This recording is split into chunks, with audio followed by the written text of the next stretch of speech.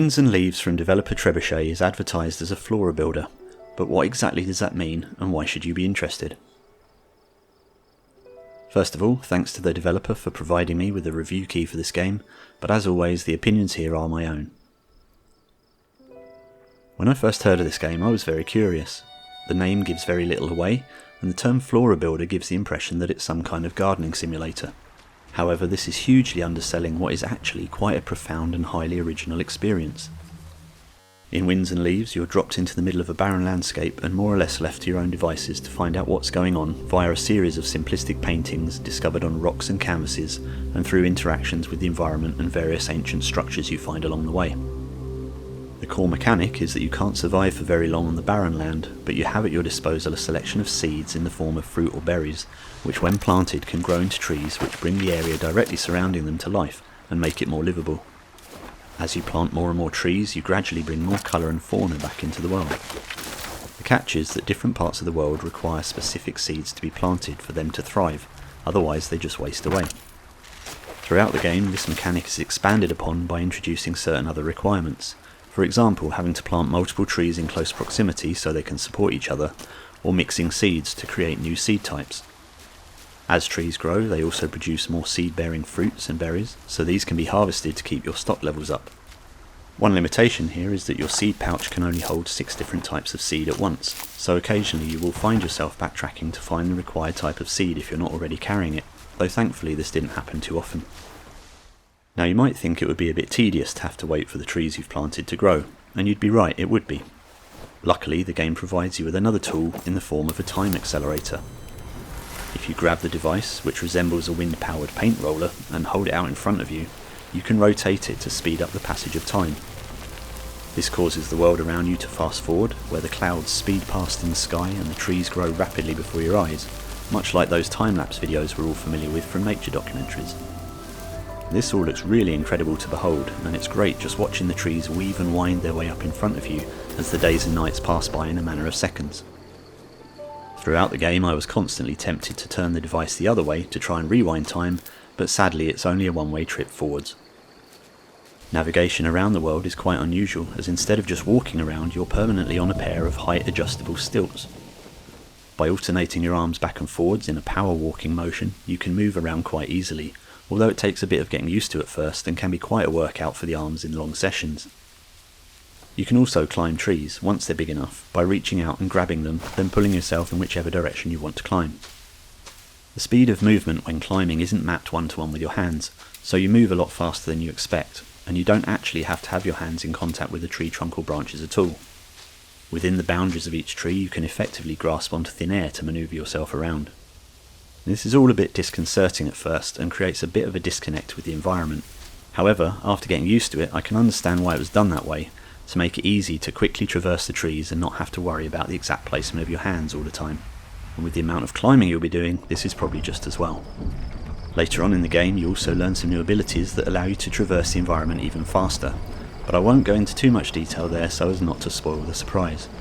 I will say these abilities go a long way to prevent any required backtracking from becoming too tedious, so they were much appreciated towards the end.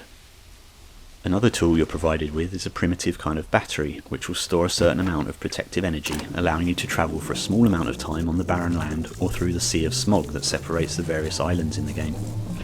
Once this battery is drained, however, you'll need to top it up again at one of the recharge points dotted throughout the world before heading out into danger again. Travel too far or spend too long in the barren lands, and your walking will slow to a crawl, and quite terrifyingly, roots will gradually grow over your face until you're eventually consumed by a blinding light and sent back to a recent checkpoint. Luckily the game auto-saves at regular points, so you never have to go back too far. As you make your way around the islands, bringing them back to life, you'll also activate various windmill-like structures, and the interconnectedness and overall objectives soon starts to reveal itself. One thing I liked about Winds and Leaves was that it's very much about the joy of discovery. It doesn't spell out exactly what's going on at any point, or indeed what you have to do.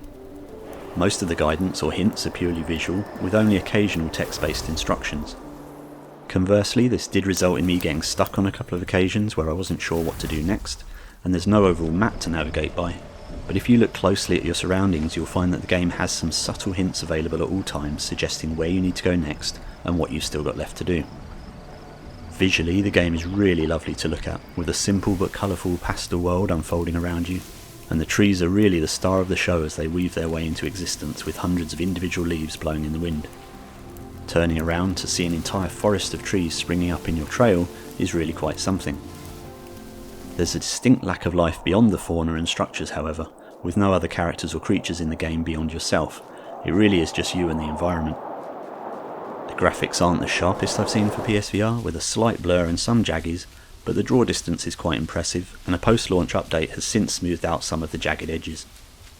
I never tired of watching the time shift mechanic in action, with the accelerated day-night cycle, clouds flying rapidly overhead, and even an Aurora Borealis style display of lights shimmering in the sky. This is all backed up by great audio design and a beautiful ambient soundtrack which rises and falls dynamically in line with your actions.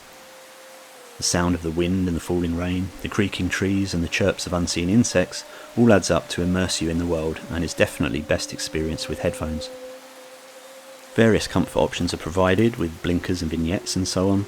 There's no teleportation option, with the original control scheme offering only smooth locomotion with various click turning schemes, but a recent update has added an option for smooth turning with a choice of speeds and also the ability to set the turning angles for the click turning method.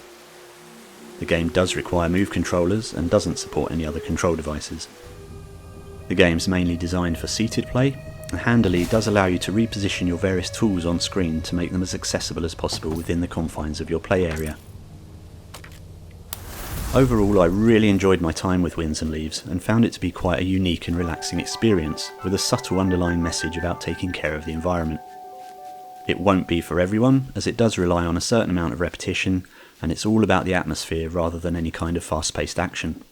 The core gameplay mechanic of planting trees to progress further and explore the world is really all there is to it.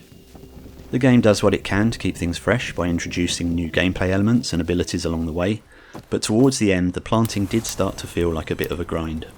Now, I spent about 8 to 9 hours completing the game, although as mentioned before I did become stuck for a while on a couple of occasions, so I'd estimate the game is more like 7 hours for an average playthrough, which is probably just about right for it to not outstay its welcome. If you think it sounds like the type of game you could enjoy, and you're happy to just immerse yourself in another world discovering things for yourself, then I'd highly recommend checking it out, as there's nothing else quite like it.